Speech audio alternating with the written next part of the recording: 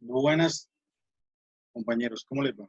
Mucho gusto, mi nombre es José Antonio Maldonado, nuevamente me presento y hoy vamos a dar inicio a la segunda unidad, la segunda clase, del cual vamos a hablar sobre un tema muy interesante.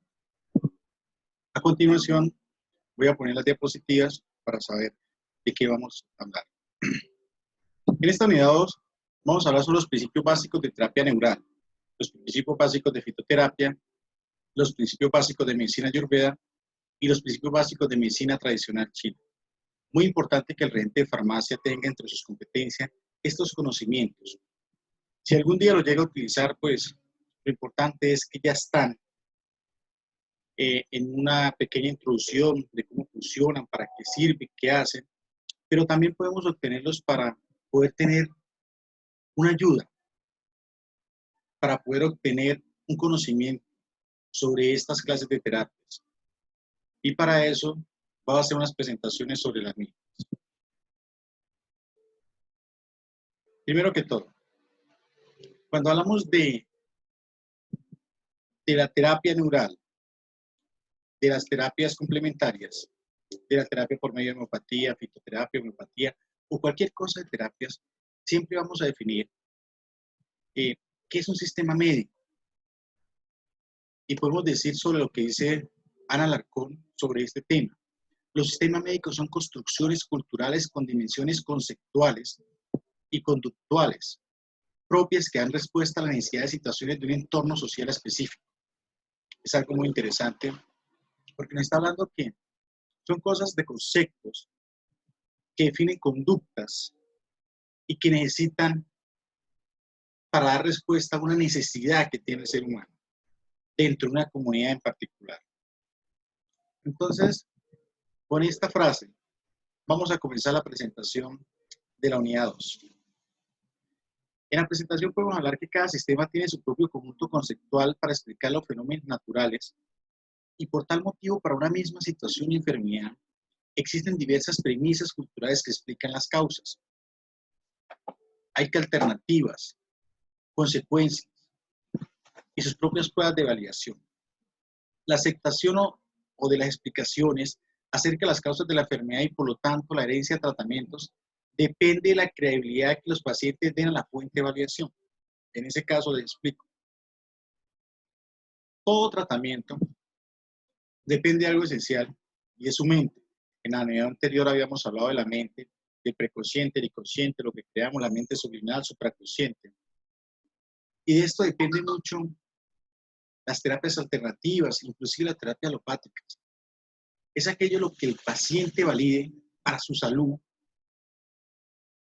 es lo que realmente acepta. Y es la relación entre médico-paciente, o en este caso farmacéutico-paciente, el que da la opinión y el proceso para esa validación. Entonces, es importante entender que todo depende de los sistemas abiertos, como lo dice Mandelbrot, donde reformuló en 1997 un concepto que dice: la racionalidad médica planteó que los sistemas médicos complejos son sistemas abiertos, inmersos en una cosmovisión, o sea, algo más allá del universo. Determina un compendio doctrinario y filosófico propio que posee un sistema diagnóstico terapéutico y se estructura en términos teóricos y simbólicos, configurando una racionalidad médica. Cada cultura es diferente. No es lo mismo un farmacéutico de España, un farmacéutico de Colombia, un farmacéutico de Perú. Cada quien tiene un compendio cultural. Cada quien tiene un compendio que hace que racionalicemos ese proceso. Por eso es importante saber y conocer nuestra cultura, nuestras tradiciones, porque de eso depende también la dispensación de todos los farmacéuticos hacia la comunidad, que es lo más interesante de todo el tema. Por eso Mahatma Gandhi decía: vive como si fueras a morir mañana, aprendes como si fueras a vivir siempre. Es importante la participación activa, compañeros, en todos los foros y en todas las cosas que se programen, especialmente desde la plataforma, porque por medio de eso es que nos vamos a comunicar ahora. Todos estos videos que les estoy grabando, todas estas clases, es importante que las vean, que las analicen, que las estudien. No tanto para pasar una materia. Terapia alternativa no es una materia para pasar, es una materia para aprender, que es diferente. Y por eso necesitamos mantener este equilibrio en este proceso. Ahora, para poder entrar en contorno, tenemos que definir qué es el ser humano en el ambiente. La primera y principal de las tareas del regente de farmacia es ayudar a restablecer la salud del individuo enfermo. Por lo tanto, es crucial saber, yo les pregunto, ¿qué es un ser humano? ¿Cómo está constituido un ser humano? ¿Cómo funciona el ser humano en el contexto del universo? Es algo muy interesante que ustedes tenían que detallar y comenzar a aprender. Así como nosotros tenemos varias clases de inteligencia y diferentes formas de aprender, también tenemos que preguntarnos esto, porque esto nos lleva a un contexto importante, un contexto diferente. Y la pregunta es, ¿qué es un ser humano? Según la ciencia, es un organismo, o según conceptos, es un organismo vivo que nace, vive y muere de forma inseparable de los mayores contextos de influencia. Es una influencia física, social, política y espiritual. Eso es un ser humano. Es alguien que está contextualmente influenciado en varias formas. En una influencia totalmente física, en una influencia social, en el entorno político, en toma de decisiones políticas y en la fe, en la parte del espíritu. Eso es un ser humano. Y así es que está compuesto realmente un ser humano.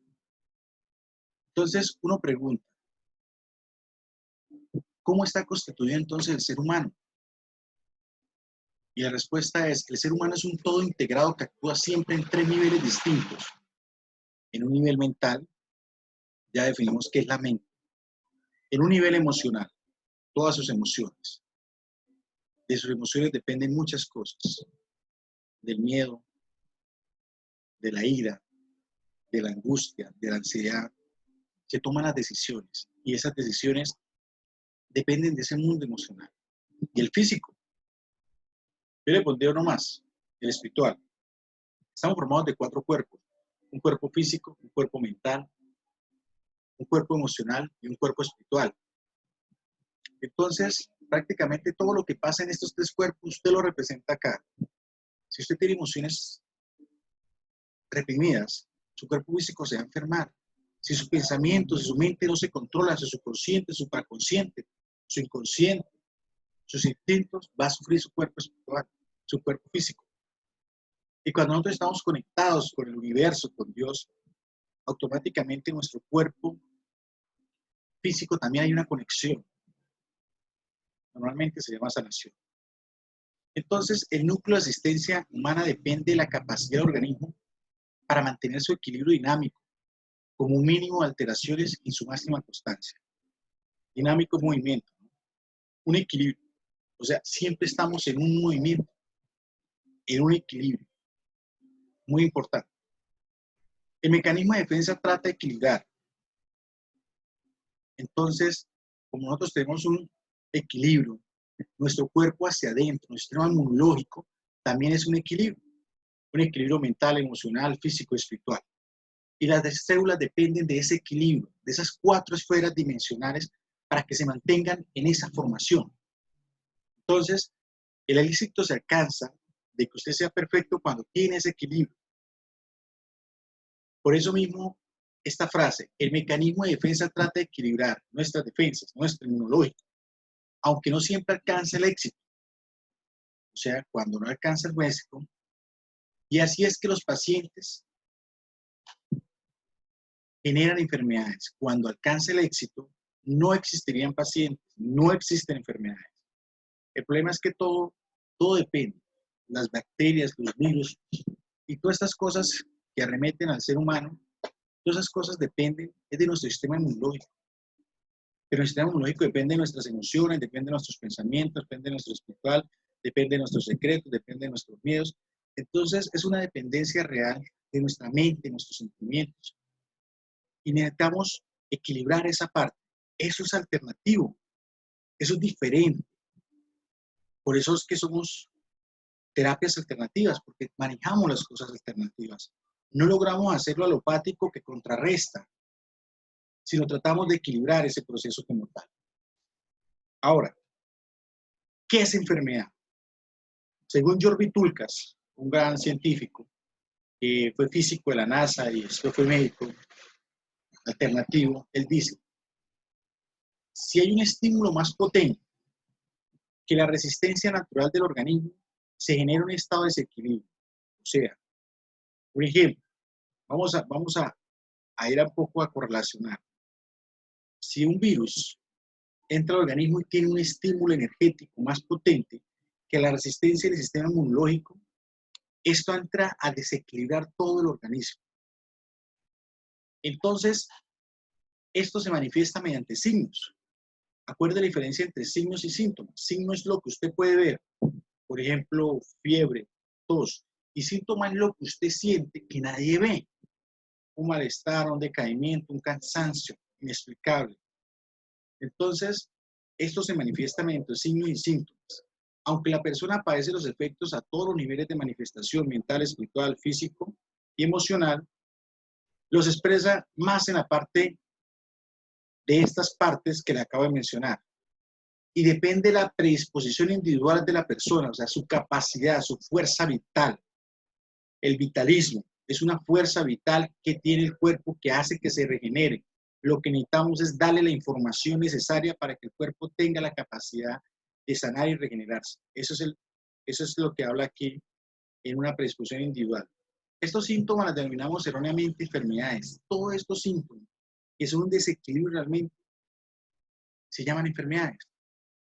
Cuando en realidad la consecuencia de la lucha y el mecanismo de defensa es contrarrestar un estímulo mórbido. Recuerden que la palabra mórbido es un estímulo mortal. Entonces, un virus que produce una enfermedad mortal entra a desequilibrar todas 4 cuerpos dentro de un mismo estado de la persona. Y esto, lo que define las patologías o los signos síntomas, es la reacción que tiene ese cuerpo para poder sobrevivir. Por eso es muy importante depender de nosotros mismos y ayudarnos un poquito con estos procesos, tanto la parte emocional, mental y espiritual. Es muy importante ese detalle. Ahora, ¿cómo funciona el ser humano en el contexto del universo? Eso vimos que el ser humano dentro de sí es un mundo de emociones, pensamientos, sentimientos, de células, de campos electromagnéticos. Ahora, ¿cómo está constituido entre el universo? La influencia del universo, más allá del sistema solar, es pues muy poco conocida. Si se tiene en cuenta las investigaciones sobre los rayos X, los rayos cósmicos y los campos electromagnéticos, algún día será importante para los físicos. Ahora son importantes para los físicos.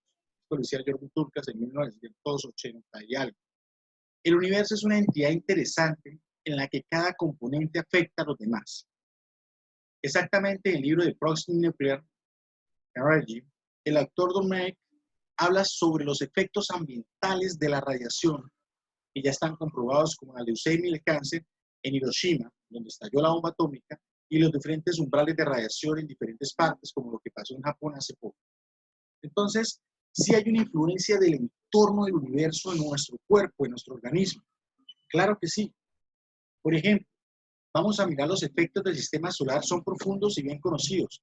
El Sol, por sí mismo, de gran importancia, y las manchas solares afectan el clima, el calor, el frío, el campo electromagnético terrestre y a la ionización de la atmósfera, o sea, a la capa de ozono. Todo ello a su vez influye sobre la salud de las personas. Claro, acuérdese, cuando hay demasiada radiación y usted se expone al posible cáncer de piel.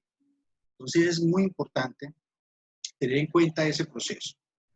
Ahora, se conoce en la antigüedad, esto está con estudios muy interesantes, que la luna tiene efectos sobre la salud. Acuérdese la sincronicidad del ciclo menstrual. Un ejemplo, en una casa, en un hogar, hay varias mujeres y normalmente tienden a equilibrar su ciclo menstrual por interconexión. Casi una, dos, tres, cuatro. O sea, van haciendo una sincronización de su ciclo menstrual. Las mujeres lo pueden decir. Muchas veces se sincronizan cuando viven tanto tiempo su ciclo menstrual. Otras veces, el efecto de la luna sobre los epilépticos convulsiona más seguido. Los famosos lunáticos, que son personas que el campo electromagnético los enloca más, los sufre más. Por eso dicen que en luna llena, según estudios, hay mucha más violencia que en el resto de días. Entonces, muy interesante mirar la influencia del Sol, del universo y de la Luna en nuestro campo electromagnético. Eso lo han llevado para muchas cosas, pero realmente sí hay una influencia.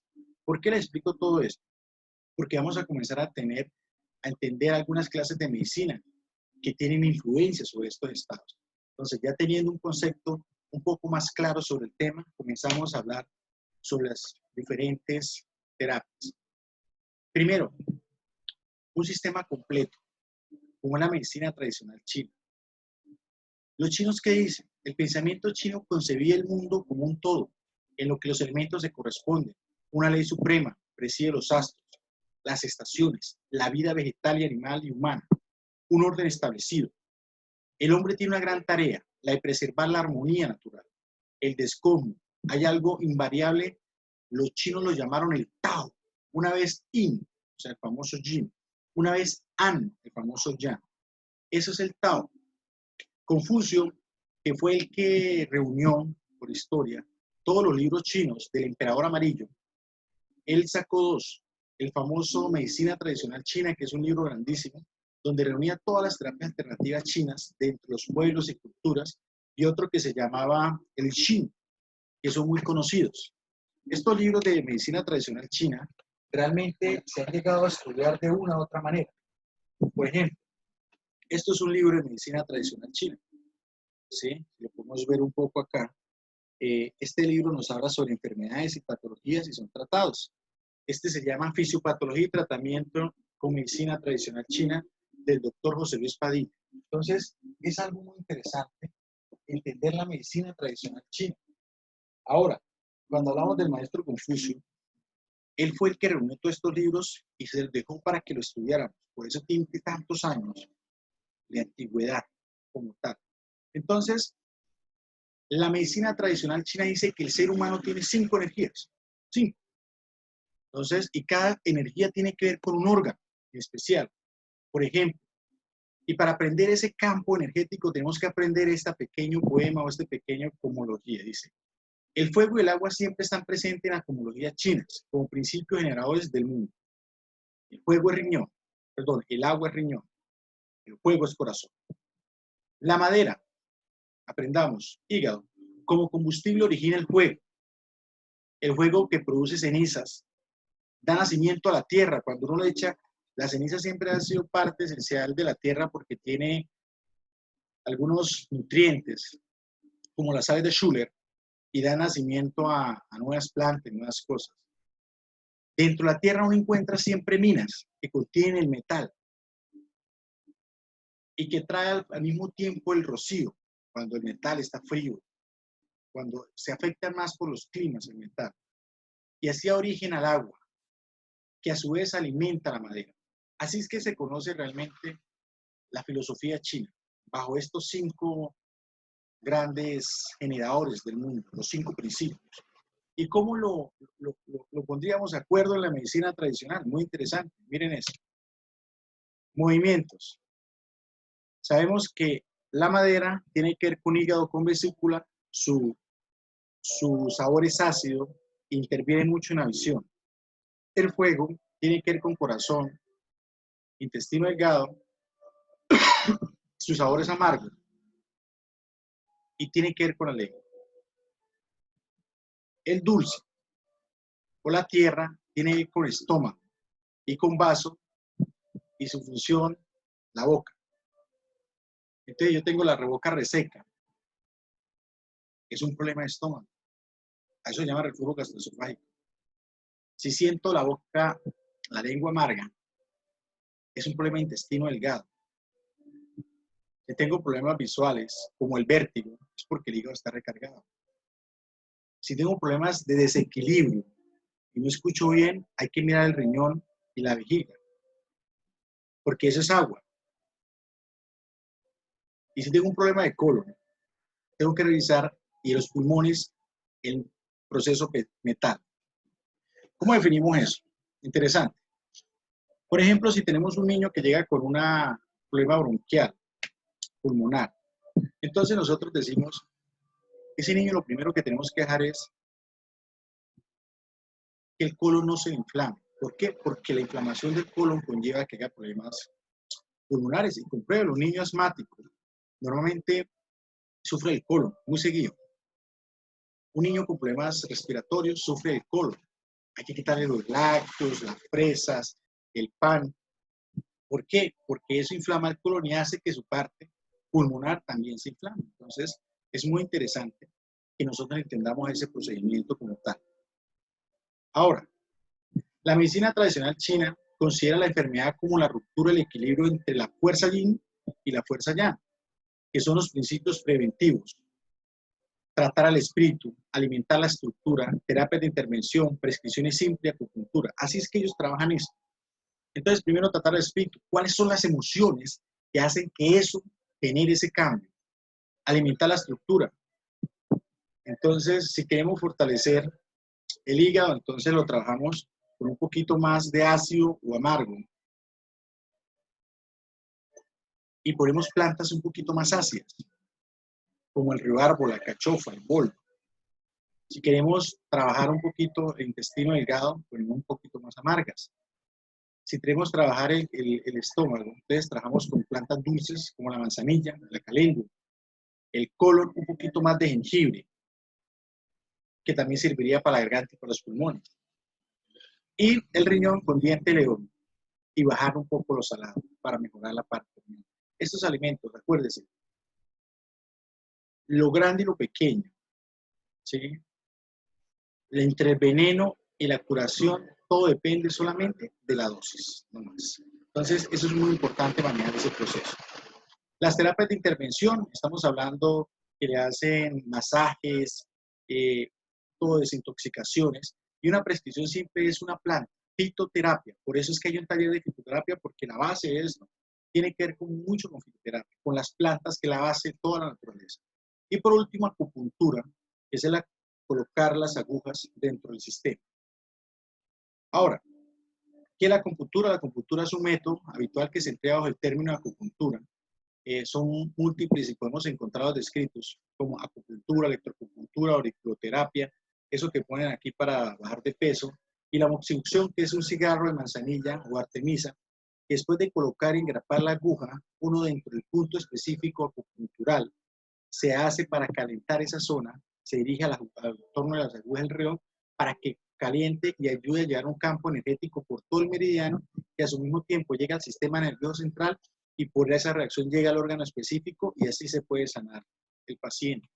Entonces, la acupuntura es un componente fundamental de la medicina tradicional china, lleva muchísimos años, trabaja por medio de los meridianos, ¿sí? Está situado en la piel, los meridianos están situados entre piel y tejido, es muy parecido muy allegado a la parte linfática, y es una red, es un campo energético que tiene el cuerpo y que hace una conexión con todos los órganos, tanto de afuera para adentro. Entonces, es algo muy interesante. Y hay estudios que nos generan que la acupuntura realmente evidencia ese proceso. Entonces, según la medicina china, la actividad vital es soportada por un soplo, una energía llamada ki. Entonces, ese campo electromagnético se llama ki, esa energía que recorre los meridianos. Y ellos entonces trabajan sobre el metal, interviene una aguja de metal, la calienta para fortalecer ese ki o esa energía y para que siga ese rumbo y desbloquear ese campo, porque es como el agua. La energía es como el agua. Si se queda quieta, se daña. Entonces, ese es el punto de la acupuntura. Entonces, sabemos que hay 12 clases de canales, 12 meridianos por partes del cuerpo, diferentes bilaterales, que suman 24, que hay 3 en el pie, 3 en la mano.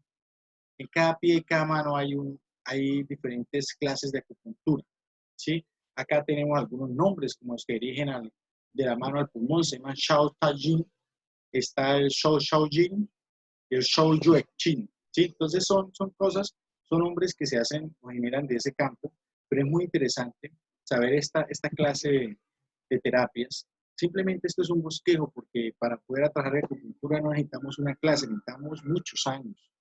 Y esto es algo interesante, pero hay que conocer y saber un poquito del tema. Hay un método que llama el método de acupuntura de combustión. Entonces se aplican agujas directamente en un punto particular que se define por medio de una gráfica y que la aguja llega a medir entre 8 y 10 pulgadas, ¿sí?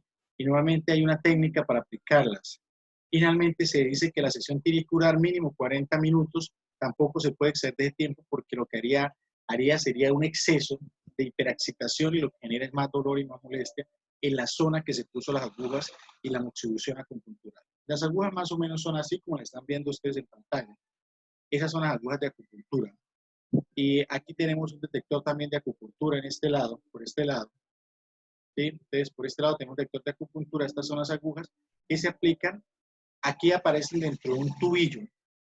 Parece un tubillo de, de pitillo, de tomar líquidos. Entonces, el tubillo tiene una distancia aquí de la aguja y aquí hay 2 milímetros en esta distancia.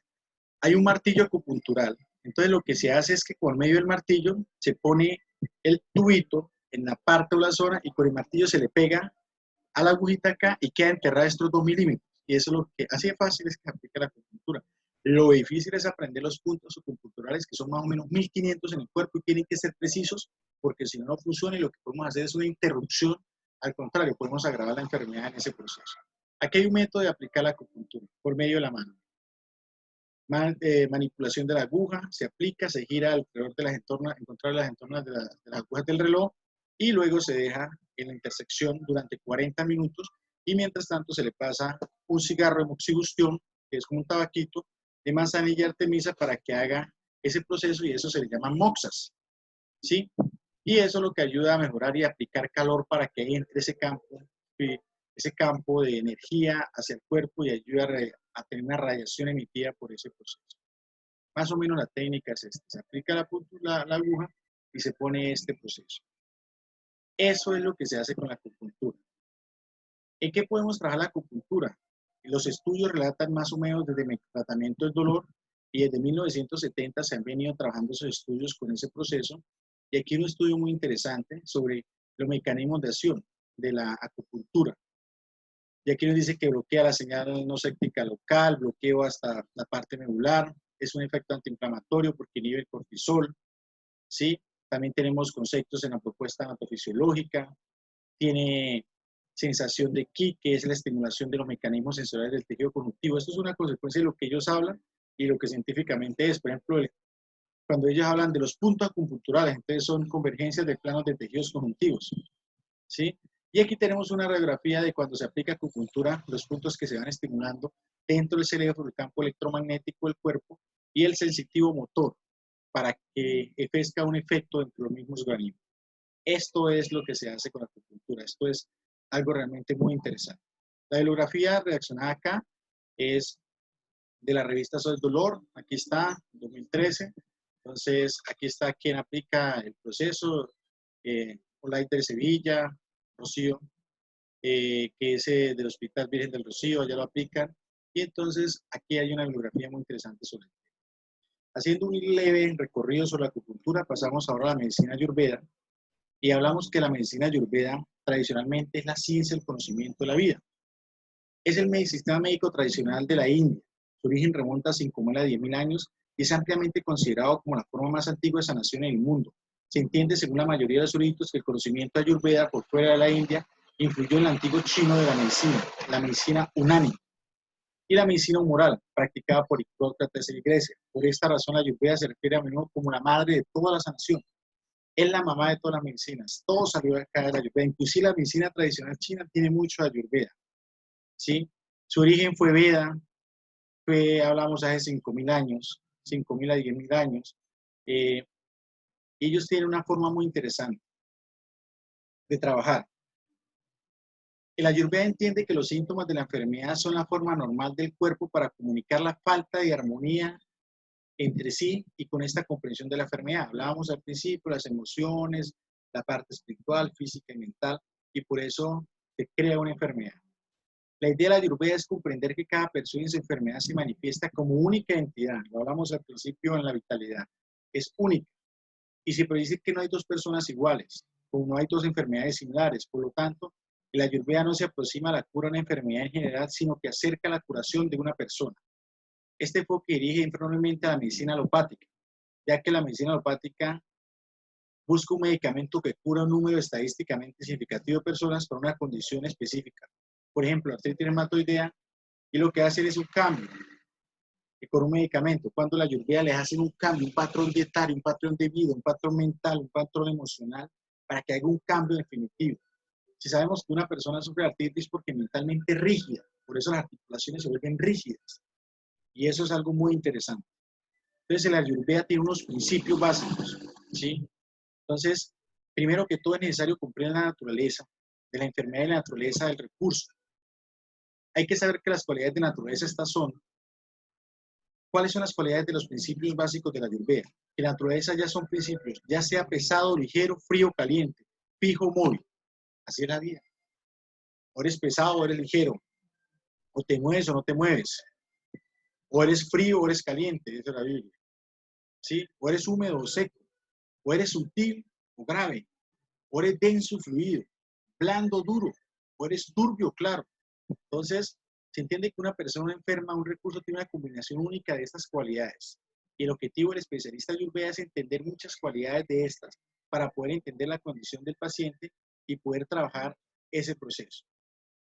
Una enfermedad como la artritis puede ser definida como la producción de dolor agudo o sordo, la migración móvil o localización de una o más articulaciones si es estable, producción vasodilatación alrededor de la articulación es caliente o construcción vascular es aire frío. Entonces usted mira al paciente y le pregunta, venga, ¿usted agrava con el frío o con el calor? No, no, a mí me da frío y me da más dolor. Entonces es una persona con constricción vascular. No, a mí me da calor y me aumenta el dolor. Entonces es una persona que tiene alteraciones de vasodilatación circulatoria en la articulación. Entonces, de ahí depende el manejo del paciente y específicamente cómo se hace ese proceso.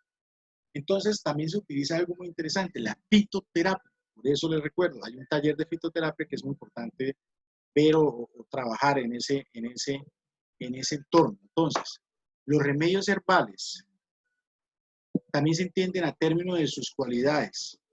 Las sustancias son nutritivas, se describen como una pesada, por ejemplo, el regaliz. Las sustancias que se agotan con mayor facilidad son ligeras, como el trébol rojo. Algunas hierbas crean calor en el cuerpo, tales como el jengibre, y otras en el cuerpo, como el sello negro, sello de oro, perdón, flor de oro, que más conocida como hidrastis, creo yo. Existen tres capacidades de energía muy interesantes en la medicina ayurveda, los tres doshas. Entonces tenemos las energías biológicas, los 7 yush, que significan los tejidos, los okras, que son los canales de energía, los 5 elementos, ellos muy parecidos a la medicina tradicional china, éter, aire, fuego, agua y tierra, ¿sí? Entonces, todas estas cosas son muy interesantes y lo importante es interpretar la información del paciente para poder darle un buen resultado. Entonces, existen 3 doshas que son como la vata, que es la fuerza biológica que regula todo el movimiento en el cuerpo. Está compuesto por éter y aire, ¿sí? Entonces, a este tiene unas características. Tienden a ser más delgados, tener la piel seca, sentir frío, con facilidad y se mueven, le hablan rápido. Estos pacientes tienen una forma de enfermarse muy particular. Ellos sufren mucho de frío y entre ellos uno que llama el síndrome de Raymond, que es un problema de circulación periférica, ¿sí? Esta pita, que es un dosha, que es una fuerza de regulación y digestión en el cuerpo. Su componente principal de fuego se caracteriza por generar calor, ser luminoso, mostrar un flujo agudo, ¿sí? Las personas con dominio pita son de cuerpos presentes, presentan las cualidades mencionadas, se sienten calientes y se ven menos afectadas por el frío. Tiene una piel rosada, su peso es moderado y razonable, o sea, es un equilibrio. Y tenemos el otro, y entre ellos sufren mucho, por ejemplo, de acné, hiperacidez, conjuntivitis. Entonces, y el efecto de pita puede afectar cualquier sistema, las infecciones que producen calor en cualquier parte del cuerpo y la fiebre se extiende con los trastornos de pita.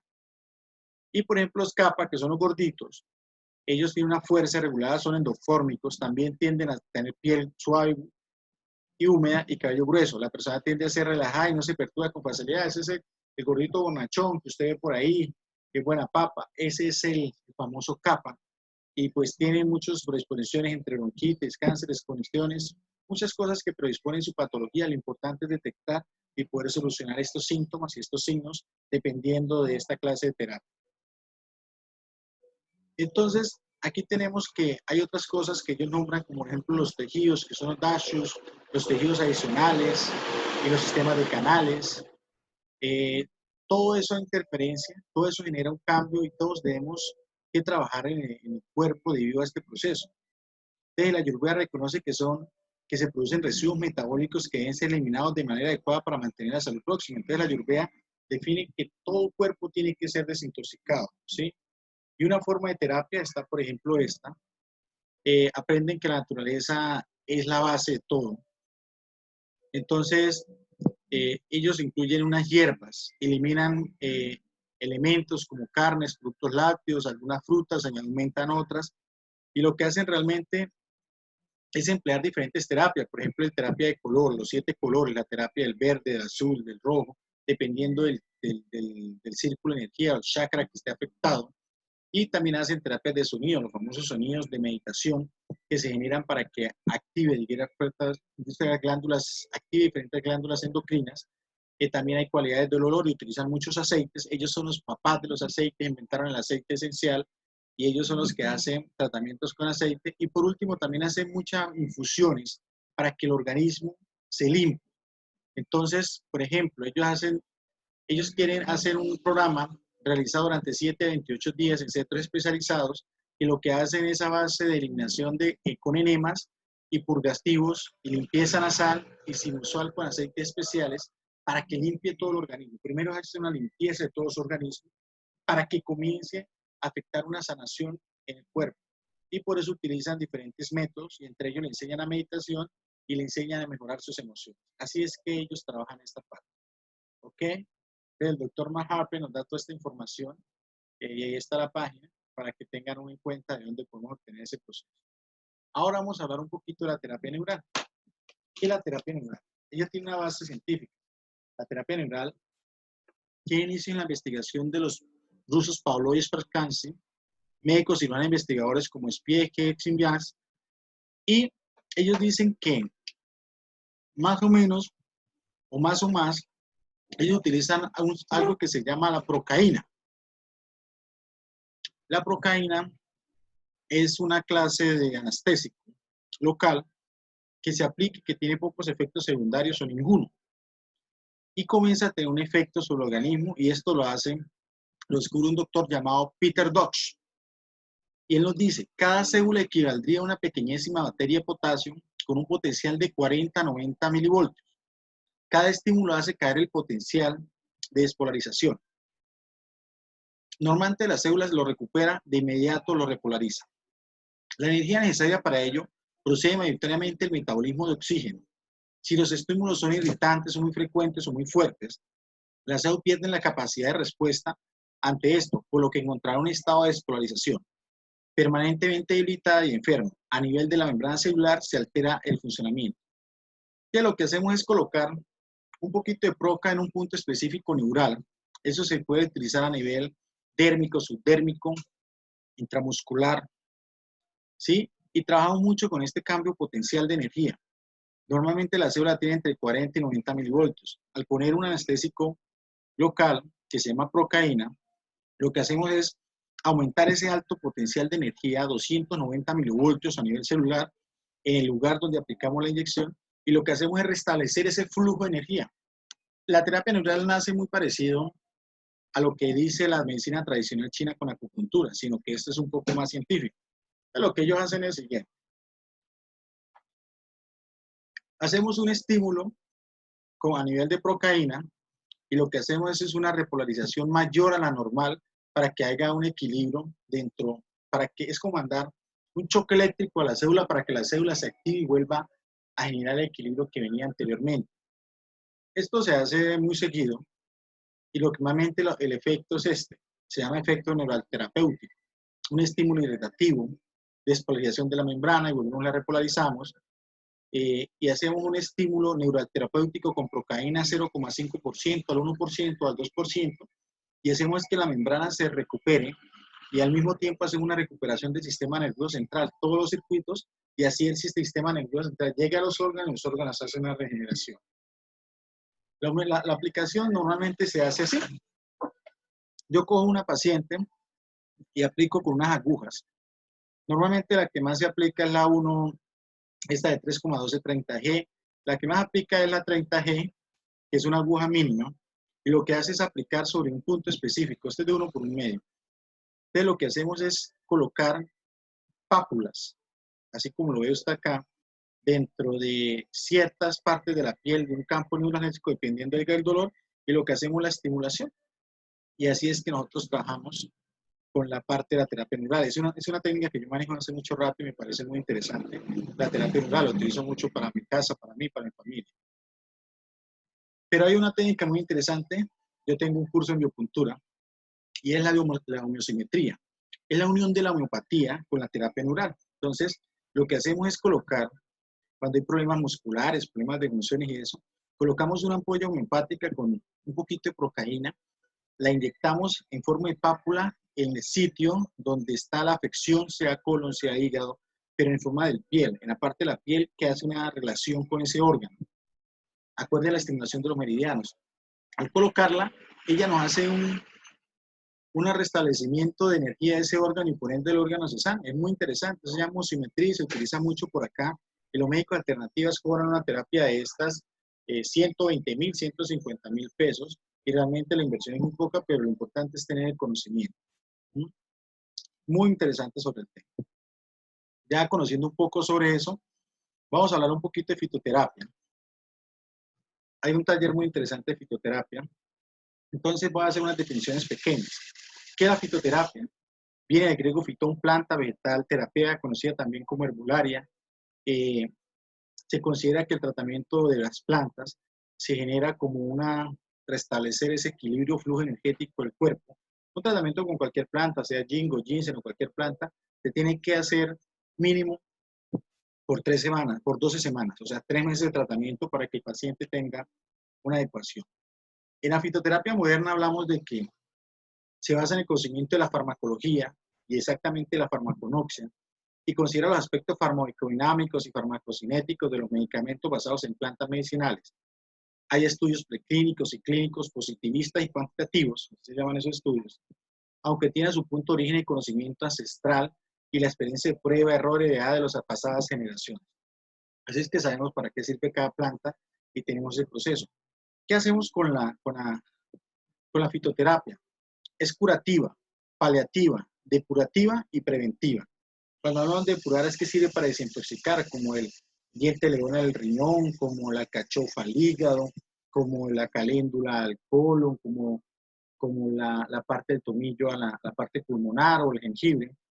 Entonces, es un producto que ayudan a desintoxicar, previenen, curan y ayuda a mejorar las funciones como el dolor.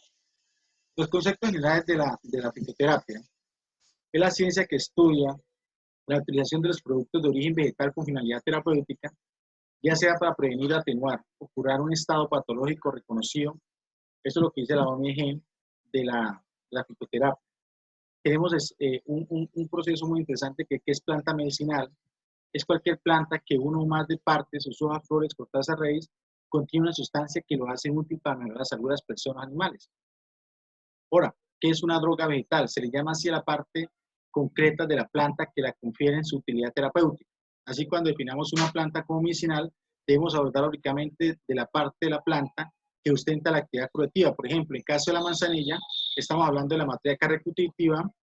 La parte utilizada de drogas vegetales son las plantas, las flores y las hojas, por ejemplo. Y hay que tener cuidado un poquito sobre esto. Otro concepto muy interesante que es un fitofármaco. Es un medicamento que contiene principios activos derivados de la planta elaborados de acuerdo a estándares de calidad definidos por organismos reguladores del país, en este caso el INVIMA.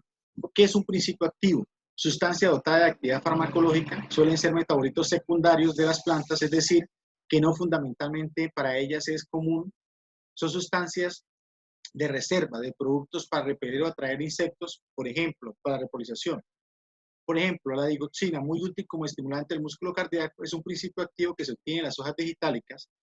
La morfina, potente analgésico que calma el dolor de muchas enfermedades y que sale de la amapola. Y ellos utilizan la morfina, la planta utiliza morfina para que los animales no se las coman. Entonces ellas sueltan esa morfina, que ese es un metabolito secundario, y adormece y crea un efecto diferente en los animales. Y por eso es que la morfina, por eso es que la amapola los animales casi no la consumen. Ahora, se descubrieron estos principios activos, se aislaron y ahora se utilizan para muchos procesos en el nivel de las enfermedades. Entre ellos tenemos algo muy interesante que se habló, y es la cannabis sativa, ¿no? Se habla sobre su uso y que tiene unas sustancias, unos principios activos que son los cannabinoides, y entre ellos tenemos el tetracannabidol y el cannabidiol, que es algo muy interesante y que ayuda a tratar muchas enfermedades. Aquí tenemos una norma muy interesante que es la 1718, que actualmente es la que se están trabajando. ¿Por qué saco a población este tema? Porque es actualmente una de las plantas maravillosas del mundo, con descubrimientos. Ha sido muchísimos miles de tiempo, pero hasta ahora se dieron de cuenta que eso ayuda a curar el cáncer, la epilepsia y otras enfermedades en común, entre ellas el dolor crónico, y que ha ayudado a muchísimas enfermedades. ¿Sí? Por ejemplo, en un estudio que se hizo, sabemos que el cannabis en gotas se utilizó para controlar el asma, el glaucoma, ¿sí? Y en otros estudios se ayudó para enfermedades de Alzheimer, procesos inflamatorios, neuroprotección. En Estados se utiliza en muchos países, procesos de depresión, efecto bipolar, epilepsia, que es lo más importante, y otras cosas de enfermedades que trabajan. Y hay muchos países que tienen esta cannabis sativa como un proceso medicinal, en España, Canadá, Finlandia, Perú, Estados Unidos como tal. Entonces, ya dándoles como un vuelco pequeño sobre estas clases de terapias, aquí tenemos la bibliografía sobre la cannabis sativa, y pues entonces ahí hablamos un poquito. Para poder definir la fitoterapia tenemos que hablar un poquito de farmaconoxia. La farmaconoxia es el estudio y el conocimiento de las plantas, que va desde qué está compuesta una planta hasta fabricar por medio de un principio activo un medicamento. Entonces, la farmaconoxia divide las plantas en hidratos de carbono, en glutaminas, en heterocidos, en alcaloides, resina, lípidos, aceites esenciales y enzimas. Y cada tiene una información importante. Entonces, ¿en qué aplicaciones tenemos todas estas cosas de las plantas? Primero que todo, obtener principios activos. Y nos sirve para hacer investigaciones que trabajan en la medicina con medicamentos fitoterapéuticos y alopáticos sobre principios activos. Y así es que se generan nuevos principios sobre el tema, ¿sí? En aplicación tenemos los ensayos farmaconóxicos, que son los botánicos, descriptivos, macroscópicos, microscópicos, los fisioquímicos, que cómo se extraen, que cómo están en su pH, cuáles son los procesos químicos de esos procesos. Y por último, se utilizan los métodos de extracción. En fitoterapia, que eso lo van a aprender ahorita precisamente en quinto semestre, con la profesora Yolanda, la extracción mecánica, la destilación y la extracción con disolvente cuando es discontinua continua, que es percolación, Solex, maceración, difusión y ecosión. Así es que se trabaja realmente la fitoterapia, ir un poquito más allá y aprender un poquito más del tema, así sea una revisión pequeña de conocimientos, pero es muy importante. Y entre ellos, dentro de la fitoterapia, tenemos algo que se llama fitoquímica, que es la rama de la química que estudia los metabolitos secundarios y extraídos de las plantas. Estudia cada grupo de plantas, de su estructura química molecular hasta las propiedades biológicas. Y entre la fitoquímica también podemos resaltar que dependiendo del color de la planta, pues tenemos algunas cosas interesantes. Si tenemos un color que es amarillo, anaranjado en la planta, en la fruta, la verdura, lo que usted consume, sabemos que tiene algunos nutrientes más como alfa-caroteno, beta-caroteno, que sirve, por ejemplo, el betacaroteno para los ojos, el licopeno para la próstata, la luteína centina para procesos de fatiga visual, ¿sí? Cuando tenemos colores flavonoides como el azul, nos sirve bastante para manejar lo que es el sistema inmunológico. Las cuarcetinas, como la cebolla, nos sirve para el sistema de inflamaciones. Las antioxidanas, como el rubú, como las cerezas, y esto sirve mucho para las infecciones urinarias, como el cranberry. Y tenemos también las isoflavoides, como los porotos o la soya, que sirven para la regulación del proceso menstrual en las mujeres. Tenemos los tiroides, como el que tiene azufre, que tiene como el colifor, repollo y brócoli, y los compuestos organofosfúricos que ayudan muy bien en procesos cancerígenos. Entonces, dependiendo del color de la planta y de la fruta y la verdura, pues nosotros tenemos un conocimiento para qué sirve y cómo nos puede ayudar. Entonces, todo esto es lo que se encarga la fitoquímica como tal. Entonces, los fitoquímicos interfieren en el flujo normal de ciertas señales químicas o mensajes desde hacia la célula, enviados en forma de proteínas que activan o desactivan los genes. Doctor Humlines. Entonces, ahí sabemos qué es la fitoquímica. Entonces, hablamos de fitoterapia, de farmaconoxia y de fitoquímica. Algo sencillo. Esto no es que nos va a confundir, simplemente para entender que en ese mundo de las plantas donde la gente casi, bueno, un porcentaje cree, otro no cree, hay ciencia y hay conocimiento en ese proceso, ¿sí? Y eso lo podemos llevar con un estudio que se hizo a nivel del Arpagofito procumbens, vuelve otra vez el Arpagofito procumbens, que utilizamos 60 miligramos en 88 pacientes, curó el dolor de espalda, 60 miligramos en 250 pacientes, les curó un dolor osteoartrítico, le mejoró, de 2 por 4, 180, subió un dolor específico en la espalda, y 8 semanas por 480 ayudó a mejorar dolores de escoliosis dentro de la misma planta. Entonces, hasta acá podemos hablar sobre los temas de la segunda unidad que fueron propuestos y que sé que ustedes van a hacer autodidactas y van a investigar un poco más a fondo. Y la idea, pues, en este proceso, para esta unidad, es hacer un taller que está ya en plataforma, y ese taller tiene un libro manual de fitoterapia, porque la base de todas estas terapias es la fitoterapia, un manual de fitoterapia. La idea es consultar ese taller, mirar en el manual de fitoterapia, hay unas preguntas que se basan en un artículo que se dice Anexo 2, que está también en la plataforma, y hay otra que es en la Organización Mundial de la Salud, donde nos define unos conceptos muy interesantes sobre terapias alternativas. Es un taller muy interesante que quiero que hagan, que guarden el manual que les coloqué, que lo estudien y ojalá aprendan un poquito más de fitoterapia, porque una de las funciones del regente es precisamente eso, ahondar todos los temas que tengan que ver con la salud. Adicionalmente, ese es el primer producto de aprendizaje, el segundo producto de aprendizaje que vamos a hacer, el taller, que eso lo vamos a hacer en estas horas de clase adicionales, donde no podemos, si la plataforma llega a tener algunas fallas, comenzamos a hacer este taller y lo vamos a mandar por medio de WhatsApp o por medio de correo, especificándome hasta qué puntos han quedado, y la idea es terminarlo en las próximas clases para entregarlo en las fechas que posteriormente yo les vaya a dar. Ahora, además de eso, en la plataforma vamos a subir una presentación en PowerPoint. Vamos a escoger uno de estos métodos de terapias alternativas que hemos mencionado y lo vamos a investigar, y vamos a hacer en PowerPoint unas diapositivas y vamos a crear individualmente un pequeño video de 3 minutos explicando estas diapositivas.